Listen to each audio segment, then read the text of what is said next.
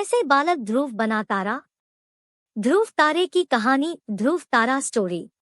Mythological story. Dhruv तारा की कहानी आपने अपने बचपन में बड़े बुजुर्गों से जरूर सुनी होगी। आइए उन यादों को ताज़ा करते हैं। हम रोज रात आसमान में जगमगाते असंख्य तारों को देखते हैं। उनमें से उत्तर दिशा में दिखाई देने वाला सबसे चमकदार तारा हम सबका ध्यान आकर्षित करता है। सदा स्थिर नजर आने वाला वह तारा है ध्रुव तारा। ब्रह्मा जी के मानस पुत्र स्वयंभू मनु ने दो पुत्र थे, प्रियवद और उत्तानपाद। राजा उत्तानपाद ने दो विवाह किए। उनकी पहली पत्नी का नाम सुनीति था और दूसरी का नाम सुरुचि। दोनों रानियों से उन्हें पुत्र रत्न की प्राप्ति हुई। सुनीति के पुत्र का नाम ध्रुव रखा गया और सुरुचि के पुत्र का नाम उत्तम। उत्तानपाद दोनों राजकुमारों के प्रति समान प्रेम भाव रखते थे। रानी सुनीति भी अपने पुत्र ध्रुव की तरह उत्तम को भी अपना ही पुत्र मान स्नेह किया करती थी। किंतु सुरुचि के मन में सुनीति और ध्रुव के प्रति ईर्ष्याभाव था। एक दिन उत्तम अपने पिता की गोद में बैठा खेल रहा था। उत्तानपाद उसे प्रेम से सहला रहे थे। जब ध्रुव वहां पहुंचा तो उसका मन भी पिता की गोद में बैठने के लिए मचल उठा। वह भी जाकर अपने पिता की गोद में बैठ गया। उसी समय रानी सुरुचि वहां पहुंच गई। उसने जब ध्रुव को अपने पिता उत्तानपाद की गोद में बैठा देखा तो चिढ़ गई और खींचकर ध्रुव को गोद से उतार दिया। फिर अपने कटु वचन से ध्रुव को आहत करते हुए बोली, अपने पिता की गोद और इस राज्य के सिंहासन पर बैठने का अधिकार केवल मेरे पुत्र उत्तम का है।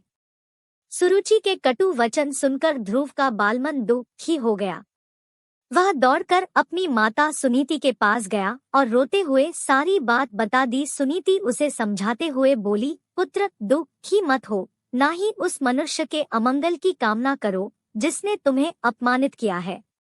अपने कर्मों का फल मनुष्य को भोगना ही पड़ता है।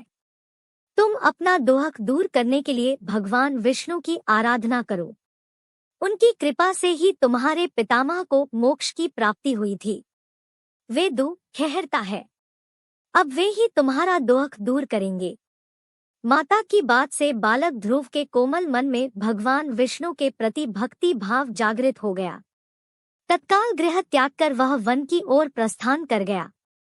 मार्ग में उसे देवर्षि नारद मिले।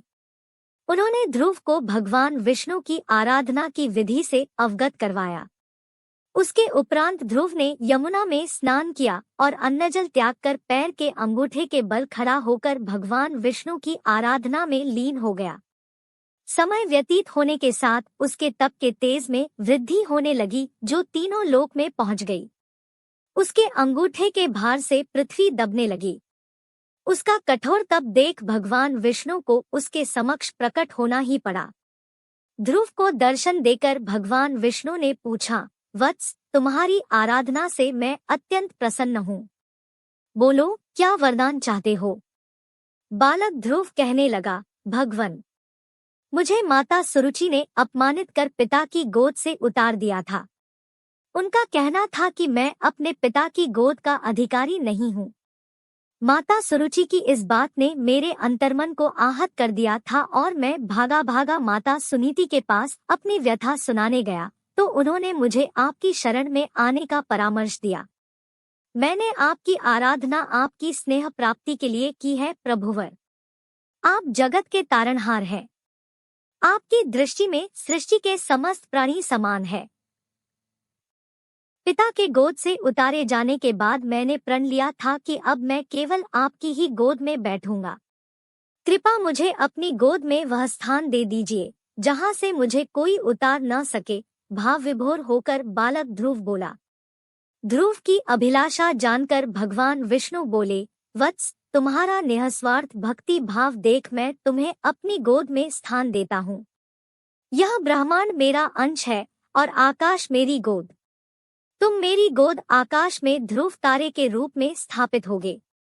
तुम्हारे प्रकाश से पूरा ब्रह्मांड जगमगाएगा। तुम्हारा स्थान सप्तऋषियों से भी ऊपर होगा। वे तुम्हारी परिक्रमा करेंगे। जब तक ब्रह्मांड है तुम्हारा स्थान निश्चित है। तुम्हारे स्थान से तुम्हें कोई डिगा नहीं पाएगा, किंतु वर्तमान में तुम्हें अपना राज्य संभालना है, इसलिए तुम घर लौट जाओ। 36,000 वर्ष तक पृथ्वी पर राज कर तुम मेरी गोद में आओगे। इतना कहकर भगवान विष्णु अंतर्ध्यान हो गए। ध्रुव वापस घर लौट गया। कुछ वर्ष उपरांत राजा उत्तानपाद अपना राजपाट ध्रुव को सौंपकर वन चले गए।